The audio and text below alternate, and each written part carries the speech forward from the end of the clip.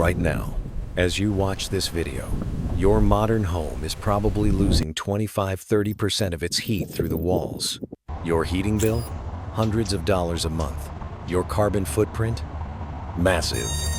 Now imagine a house built 1,200 years ago in the frozen lands of Scandinavia, with no electricity, no central heating, no insulation from a hardware store, that stayed warmer, used 90% less fuel, and could house 30 people comfortably through winters that dropped to -40 degrees. Sound impossible? The Vikings didn't just do it. They engineered solutions so brilliant that modern architects are now studying their ruins to solve our energy crisis. This isn't mythology. This is cold, hard science. And by the end of this video, you'll see your modern home for what it really is: expensive, wasteful, and centuries behind. Let's decode the ancient technology that makes our smart homes look stupid. When archaeologists excavated the Viking settlement at Borg in northern Norway, they found something that defied their expectations. The main longhouse was 83 meters long. That's nearly the length of a football field, but only 9 meters wide. Why? Every modern architect is taught to build square or rectangular homes because they're efficient. But the Vikings understood something we forgot. Geometry is thermal engineering. Here's what modern science discovered. A rectangular longhouse with that specific length-to-width ratio has 40% less surface area exposed to wind compared to a square building with the same interior volume. Less surface area means less heat loss. The Vikings weren't just building homes, they were building heat fortresses. But here's where it gets genius. Look at the walls. They're not straight. Archaeological evidence from sites like Trelleborg in Denmark shows these walls curved, slightly outward at the base and inward at the top. Modern wind tunnel testing proved this shape deflects Arctic winds upward and away from the structure. Wind speed at the wall surface reduced by up to 60%. Now step inside. See those massive oak posts running down the center? Excavations at Læsø in Denmark revealed post holes up to 2 meters deep. These weren't just holding up the roof, they were creating a revolutionary dual-space system. The center aisle, between those posts, was the hot zone where the fire burned, where people worked and ate. The outer aisles, behind the posts, were divided into smaller chambers. Sleeping benches, storage, textile work. Each space had its own microclimate. Modern thermal imaging of reconstructed Viking homes shows something remarkable: temperature gradients. The center could be 20 degrees Celsius, while sleeping benches were 15 degrees Celsius, perfect for sleeping under furs. Storage areas were even cooler, acting as natural refrigeration. One building, 3 climate zones, 0 technology. The roof? Angled at exactly 45 degrees in most excavated structures. Why? 2 reasons. First, snow slides off instantly. No structural load. No ice dams. No roof collapses. Second, that steep angle creates a massive air pocket between the roof and living space. At the Stung farm in Iceland, preserved by volcanic ash in 1104 AD, archaeologists measured the roof cavity, over 2 meters of dead air space. Dead air is one of the best insulators in existence. The Vikings built an insulation layer that would make modern engineers jealous, and it cost them nothing but clever geometry. Last detail, the doorways. Excavations show they were rarely in the center. They were offset, small, often just 1.5 meters tall, and faced away from prevailing winds. At Fyrkat in Denmark, all 4 longhouses have entrances facing southeast, protected by the building itself from the brutal northern winds. When you open that door, you entered a small vestibule space before reaching the main hall. A thermal airlock designed 1,000 years before we put them in spaceships. Now, let's talk about what wrapped these architectural marvels. When archaeologists carefully excavated collapsed walls at sites like Lonsau Meadows in Newfoundland, the only confirmed Viking settlement in North America, they found layers. Precise, intentional layers. The outer wall was turf, not random grass, but carefully cut blocks of sod, roots still intact, stacked like bricks, then wood planks or wattle, then more turf on the inside. Total wall thickness?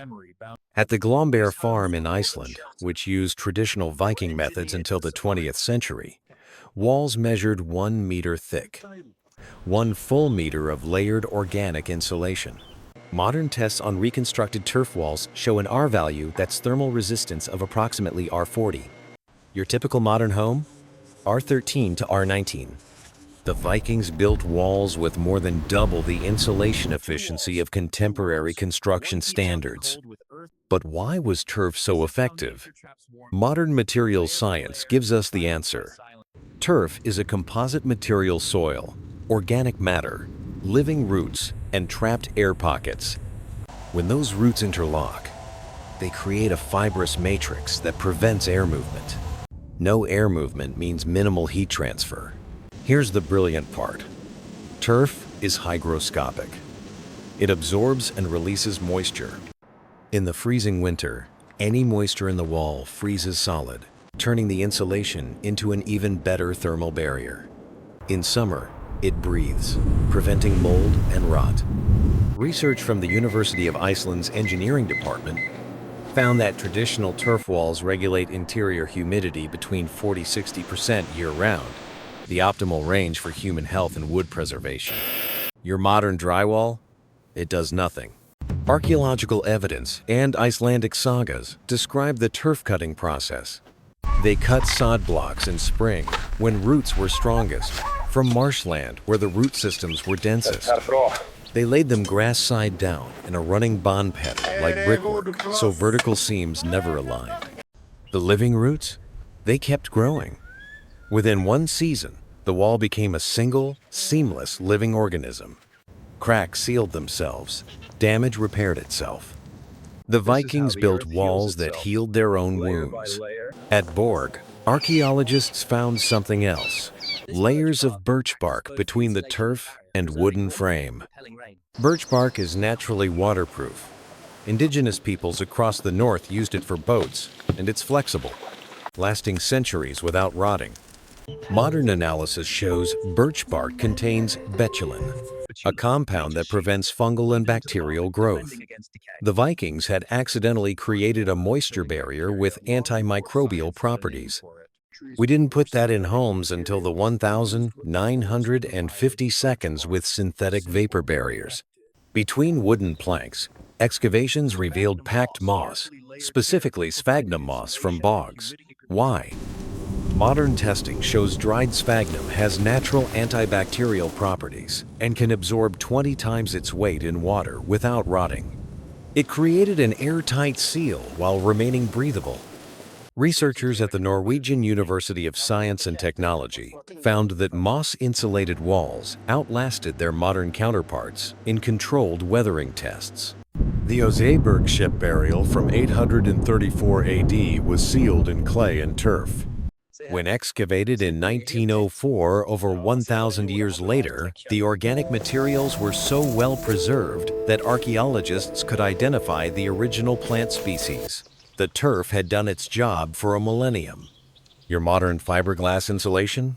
It degrades in 15 to 30 years. Your spray foam? Studies show it begins losing R value after 10 years.